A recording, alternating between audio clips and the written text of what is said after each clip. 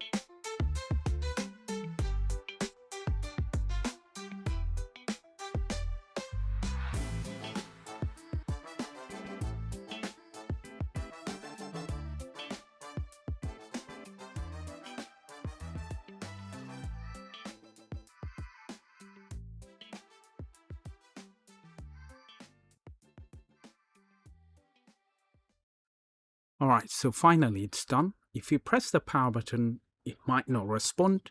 The reason is you have to connect the charging cable to turn it on. This is what happened when you disconnect the internal battery. So as you can see, there's no dead pixel or anything. It's all done.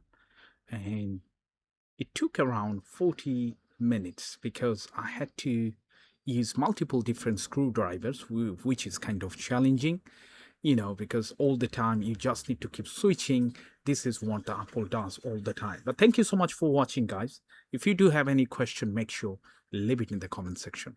I'll see you in the next video. Bye for now.